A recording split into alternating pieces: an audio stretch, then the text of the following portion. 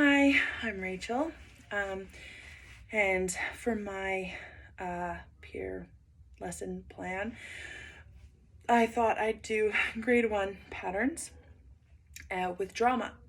And so today I'm going to teach you a game called Drama Freeze Tag, or at least that's what I always known it as. I learned it years ago, that I found really, really fun, and it is just a game that allows for so much creativity, for cooperation, teamwork, imagination. People have to learn how to like roll with a situation. It's just a really, really fun game. And kids, I've played it with lots of kids, and like you can just, it can be short, it can be long, but I found that kids just really enjoy it, and it's fun. It's actually just a really fun game. And how it correlates with patterns is basically our life is in patterns, right? There's patterns everywhere we see in like what we create and what is in nature, but also in how our bodies move, right? And so the whole point of the key inquiry question with this is how do like our body movements like showcase patterns, essentially? Like do we make patterns with our body movements, and do those body movement patterns ever overlap in different situations? And so like this game really helps kids connect to the fact that we move in patterns. Our bodies do the same things in certain situations, but that we also overlap. You know what I mean? And so to someone, this could be stirring soup, but it also could be twirling, I don't know, cotton candy, right? And so it's all about it's all about the eyes of the beholder. And it helps kids see, learn to read body language. Like, how do we move in certain situations, right? How do I move in certain situations? How do other people move in certain situations? And do our movements ever overlap for different situations? Just like, oh, I'm stirring soup, and then suddenly I'm also twirling cotton candy. You know what I mean? But is there, like, you can challenge your students. Is there another situation where this would work that has a different mood, right? And just teaching them just about, yeah, how we move and how body language itself is a pattern. So here's the game. After all that explanation, here's the game. Essentially, it's just a free kind of like improv drama game. It's basically improv.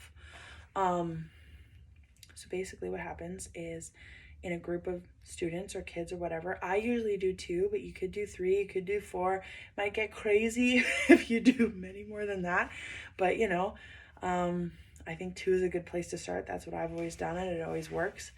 You have 2 kids start in a scenario, right? And you could enter in by saying, oh, hey, like you could either ask them, do you want to make your own scenario? Or if they're not sure, you can give them a scenario. Now with grade 1, you'll probably have to like talk about like a lot of different scenarios of like, oh, like, you know, you guys could be riding ponies through the mountains, or you could be chopping vegetables to cook, or like, but the thing is that I find that kids have usually really strong imaginations, and they start to roll with it once they pick it up.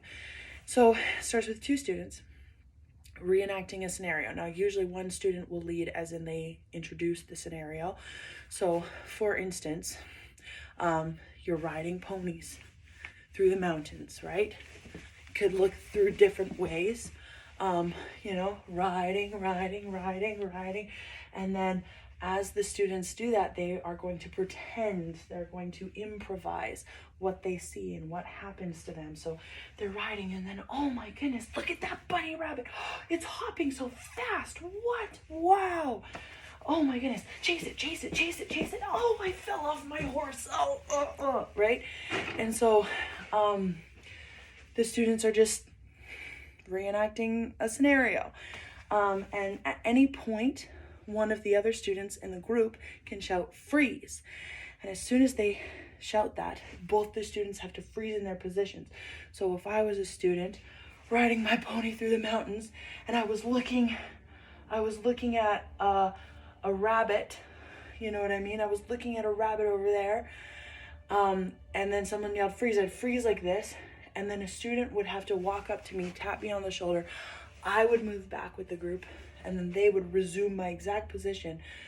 But instead of continuing the same scenario, they make a new scenario based off of my body position, right? So instead of me as a cow, like as someone riding a pony with stirrups and pointing at a bunny, suddenly I'm someone holding holding an axe and pointing at the tree I want to chop down, right? And I could be like, oh, wow, that's the perfect Christmas tree. Let's go chop it. Chop, chop, chop, right? And then as soon as I start a new scenario, my partner or partners, if you have more than one kid doing it, more than two kids in the same scenario doing it, would then go along with the new scenario, right? And so it's ever changing. It's an ever changing game, and it encourages kids to like think quickly and to be able to they have to respond to things quickly. Have to be able to deal with surprises, and it just like really gets their creative juices moving. And it's a very I find it's really great for young kids because it really gets the wiggles out as you're moving all over the place, and you might have kids rolling or whatever, and as long as you can keep it mostly chill, it's actually a really fun game. And so yeah, if suddenly we're now on to, oh, we found the perfect Christmas tree, let's go chop it down, and then chop, chop, chop, chop, chop. And then if another kid gets an idea of like, oh, I know what I can do for this position, right? And then they can yell freeze, and then instead of me chopping a tree, like they come tap my shoulder, I move back, they resume my position, and instead of someone chopping down a tree, suddenly they're someone holding a rope for dear life as they're hanging from a cliff. Oh my goodness, please. Oh, I gotta hold on to this rope. Oh, please don't let it snap, right? And then everyone else has to cooperate with them. So yeah, that's Drama Freeze Tag.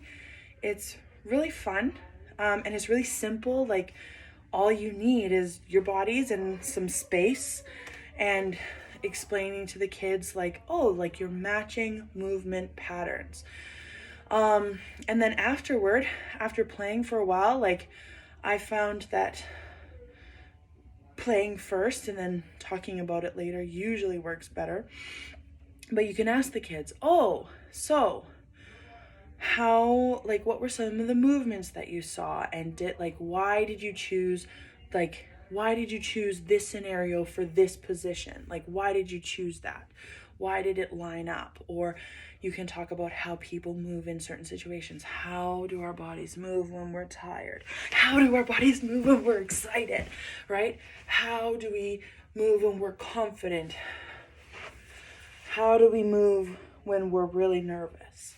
You know what I mean? And you can encourage kids to like really get into it and really like think about how their bodies are moving, and like they'll do that naturally as they're matching up the patterns of body language and movement.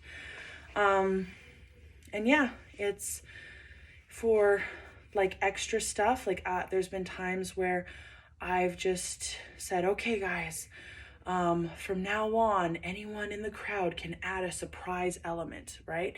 And so if suddenly two people are like holding on to that rope, you know what I mean? Then suddenly I can say, watch out for the ferret, it's coming for you. And then suddenly they're not only hanging onto a rope, but they have to watch out for the ferret. Oh, go away. You know what I mean? It just adds another element. And that's something that I've used when I've seen that it goes more poorly. like if some students aren't if they're having more trouble like coming up with stuff to make the scenario interesting, then you as the teacher or bringing other students can just add more elements of surprise. Or you can say, and suddenly you're all so sleepy, and so they're holding onto that rope, but they're so tired. And then you can talk to students about how did their body movements change when we added this element, right? Like how did their body language change? How did the pattern change? Anyways, that's my game. I think it's pretty fun, and yeah, I have it for grade 1. Like that's my lesson plan, but I like you can play this with, I don't know, kids of all ages, and it's really fun, honestly. So thank you very much.